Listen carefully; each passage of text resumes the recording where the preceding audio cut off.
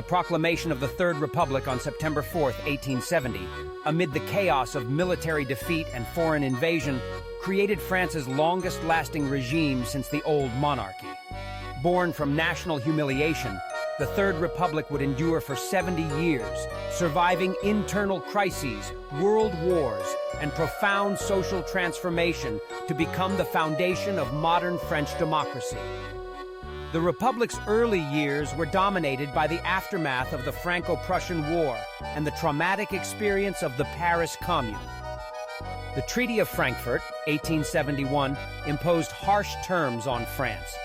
The loss of Alsace-Lorraine, a massive indemnity of 5 billion francs, and German occupation until the debt was paid.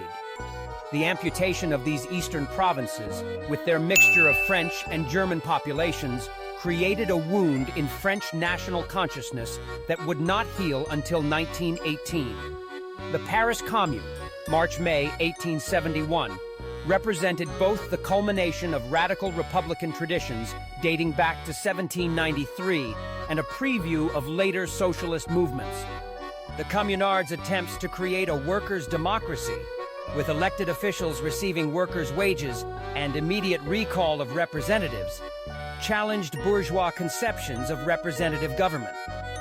The Commune's suppression during the Bloody Week of May 1871, when government forces killed an estimated 20,000 Parisians, created a legacy of class hatred that would influence French politics for generations. Adolphe Thiers, the Republic's first president, demonstrated remarkable skill in managing France's recovery. The early payment of the German indemnity, financed through public loans that were oversubscribed by French savers, revealed the underlying strength of the French economy and the population's confidence in their country's future. The rapid reconstruction of the army under German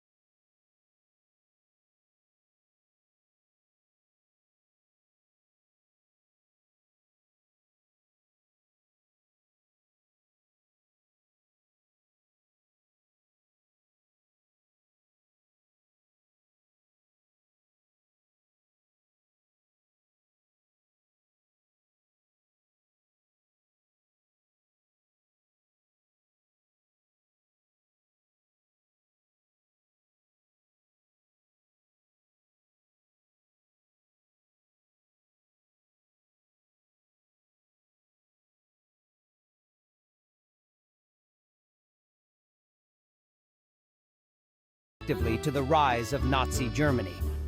The occupation of the Rhineland, 1936, the Anschluss with Austria, 1938, and the Munich Agreement demonstrated French inability to maintain the Versailles settlement without British support.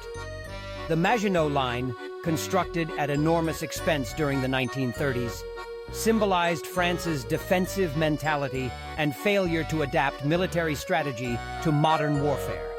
The declaration of war against Germany in September 1939, following the invasion of Poland, found France militarily unprepared, despite having the world's largest army.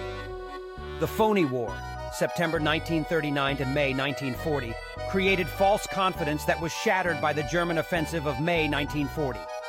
The rapid collapse of French resistance, culminating in the armistice of June 22, 1940, shocked the world and ended the Third Republic in ignominy. Marshal Philippe Pétain's establishment of the Vichy regime represented a fundamental break with Republican traditions. The National Revolution's slogan, "Work, Family, Fatherland," replaced the Republican motto, "Liberty, Equality, Fraternity," while authoritarian institutions replaced democratic governance. Collaboration with Nazi Germany reached its nadir with the implementation of anti-Semitic laws and the deportation of French Jews to extermination camps. General Charles de Gaulle's call for resistance from London on June 18, 1940, maintained the principle of French sovereignty and democratic legitimacy. The Free French movement gradually gained international recognition and domestic support, while the internal resistance organized sabotage, intelligence gathering, and guerrilla warfare against the occupation. The unification of resistance movements under the National Council of Resistance, 1943, created the political foundation for France's post-war renewal. The liberation of France, 1944 to 1945, began with the Normandy landings and culminated in the liberation of Paris on August 25, 1944. De Gaulle's insistence on French participation in the victory and his establishment